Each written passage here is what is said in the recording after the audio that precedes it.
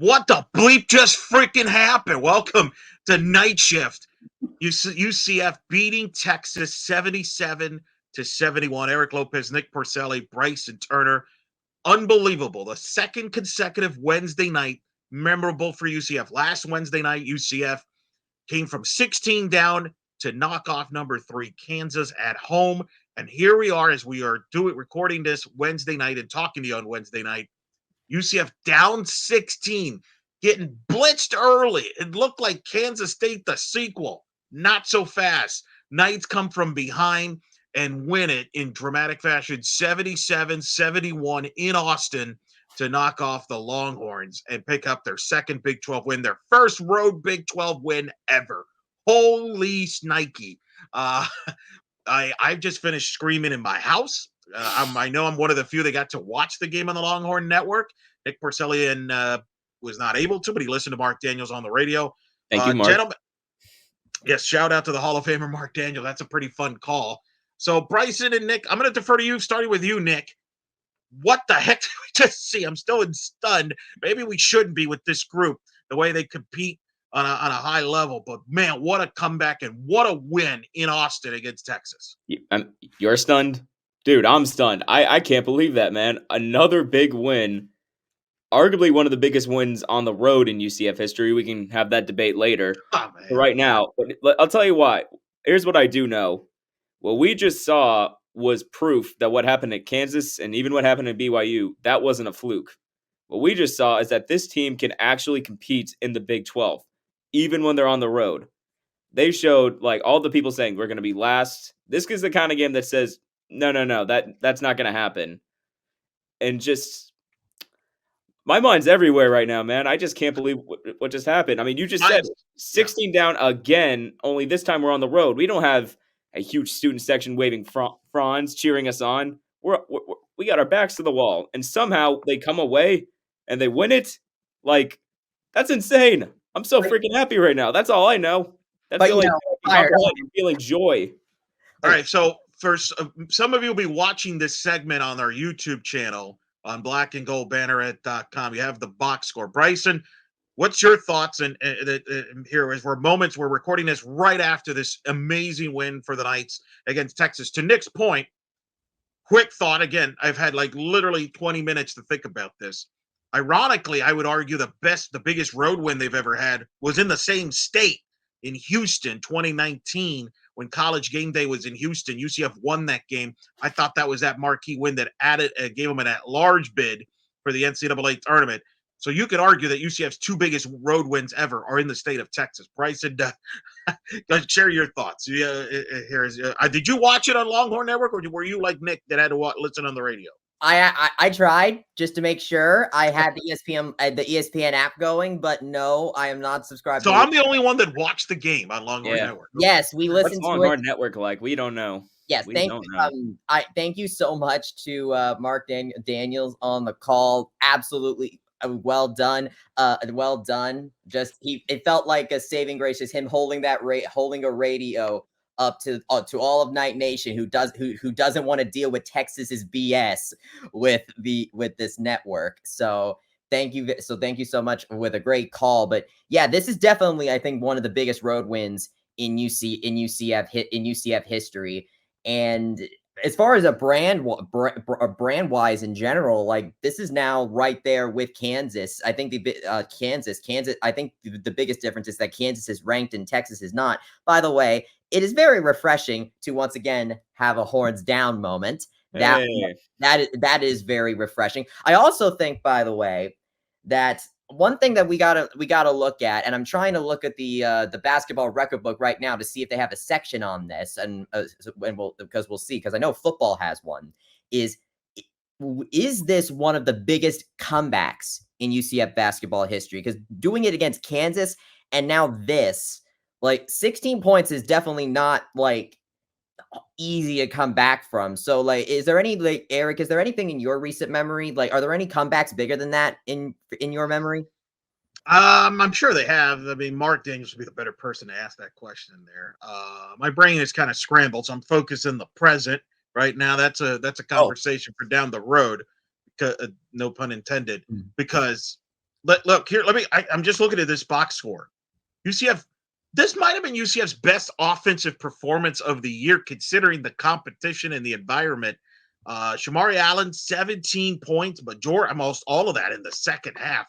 The guy was a beast. CJ Walker, 10 points, 9 boards. I thought had a really strong game, maybe one of his best games as a Knight. Jalen Sellers kept him in the game, came off the bench. We don't know why.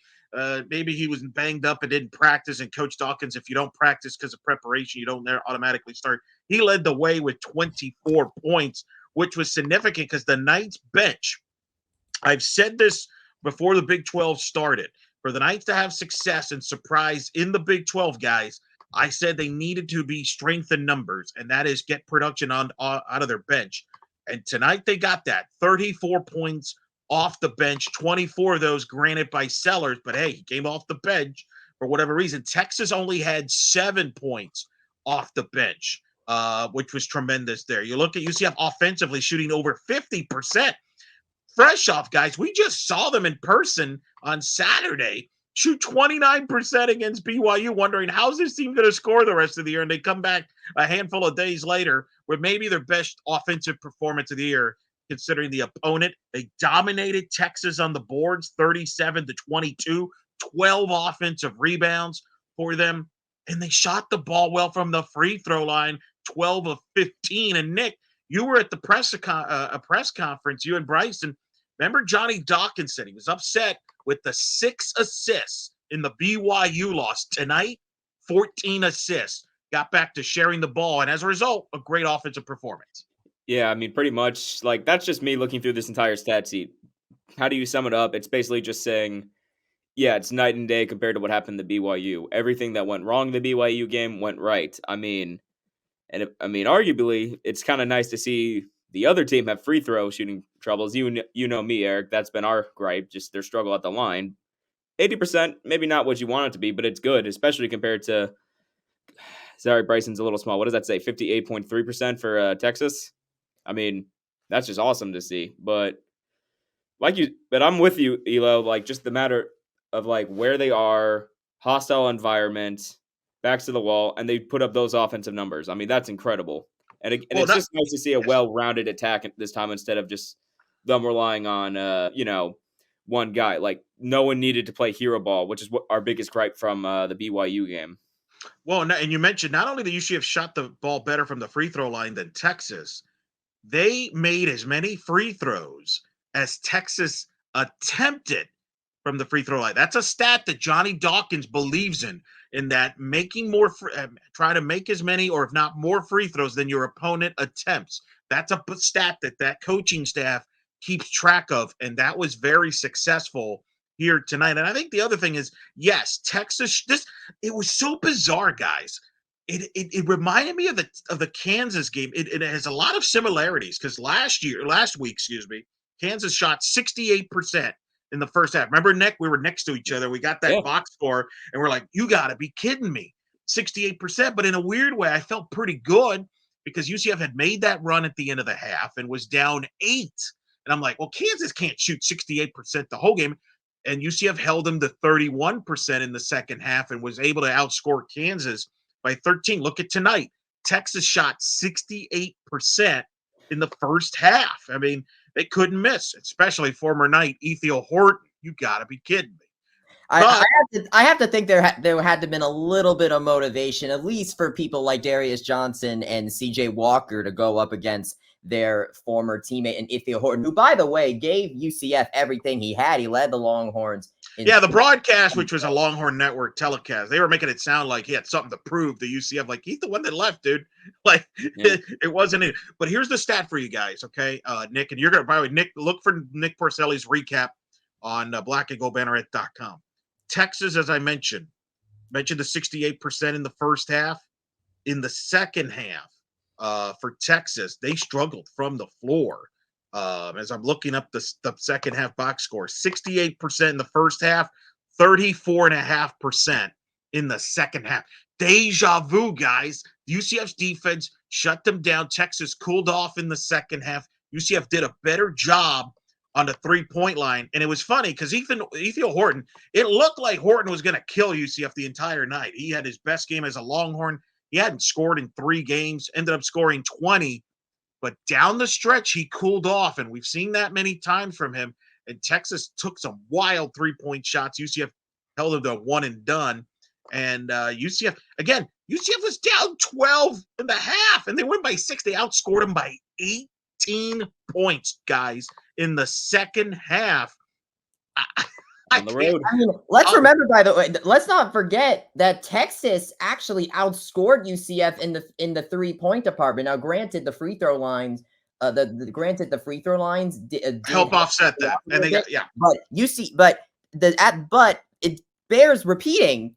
UCF did this in Austin, Texas, which might be, by the way, the only time they ever play there, because Texas leaves after this year to the SEC. This could be a one and done. What a memorable one. At least for a very long time. Yeah. Man, just when I was starting to get used to doing horns down again. Should we start doing that for Arizona State next season, maybe?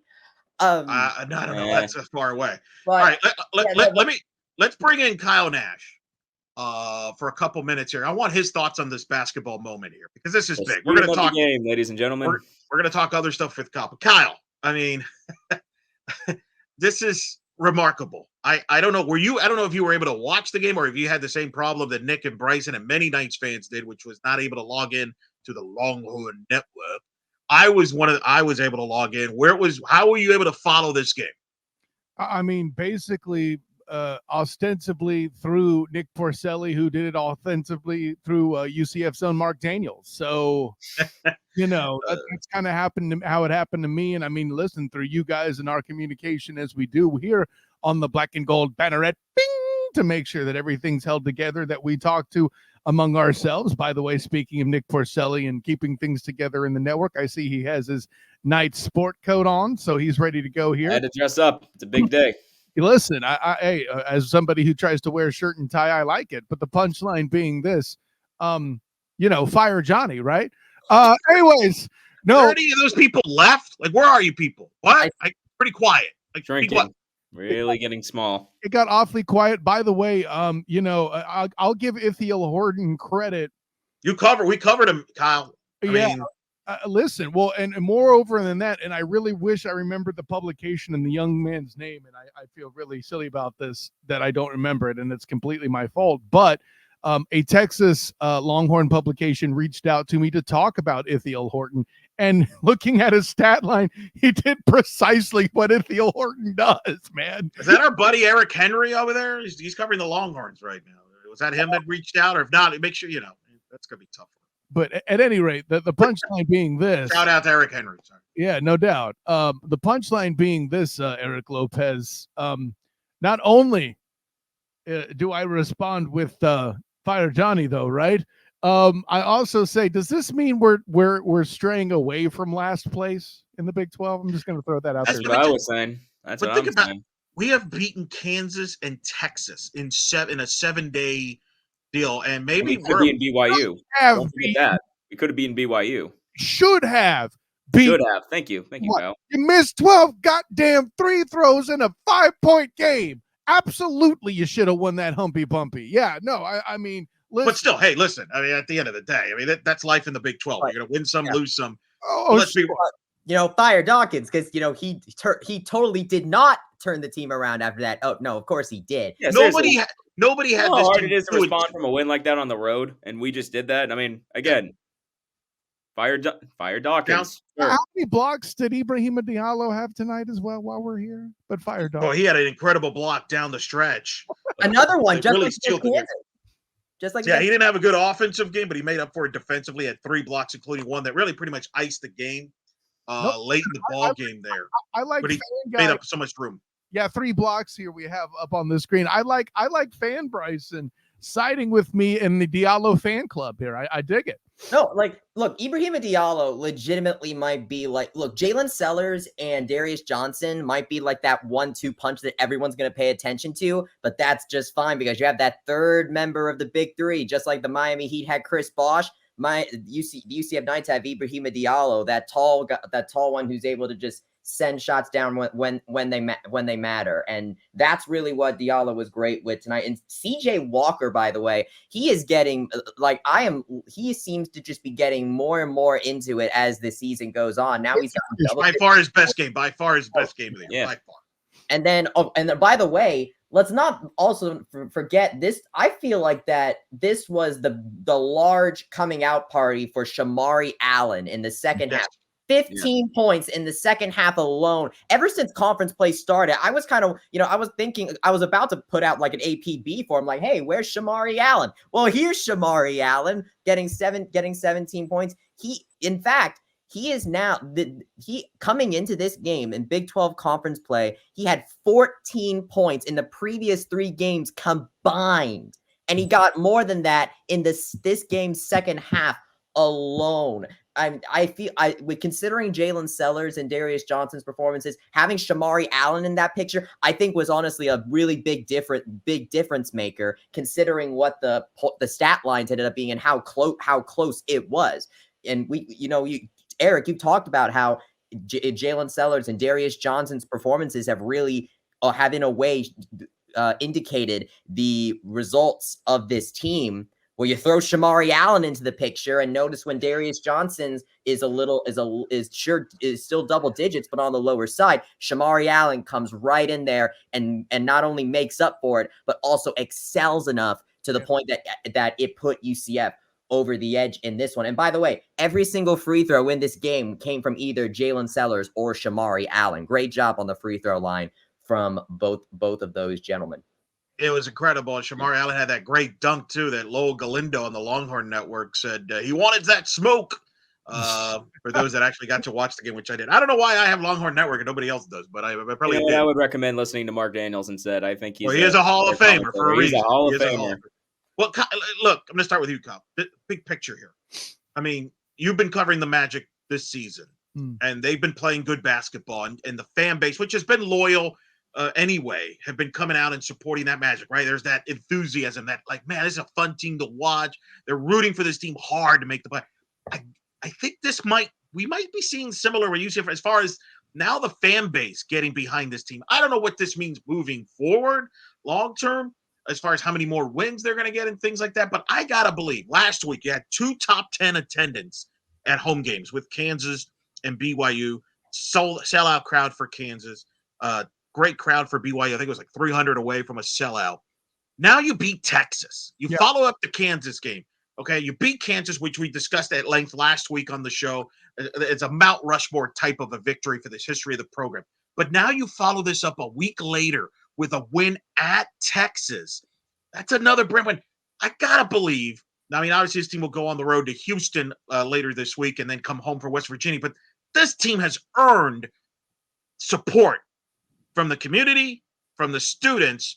Kyle, I got to believe, right? Like, we're going to start seeing these crowds in that building moving forward, starting with that West Virginia game at home on next Tuesday. I mean, earn support from the fans. Listen, they better start recognizing, because the Big 12 community has started to listen. Elo, I know you saw on my other podcast work with the student of the game, bing, and I talked to Locked On Big 12's Drake C. Toll, and he is throwing respect left and right. As somebody who covers the best basketball conference in the nation, he used the phrase, and I quote, UCF is good at basketball. And that's something fans haven't done. Hey, Kyle, who's responsible for that again? That would be the student of the game. Bing! No, I meant who's responsible for UCF basketball being so good? Oh, well, no, we're firing him, Bryson. Why are you talking about Johnny Dawkins? Yeah, the one who I wrote. By the way, John, we will let it go when we die.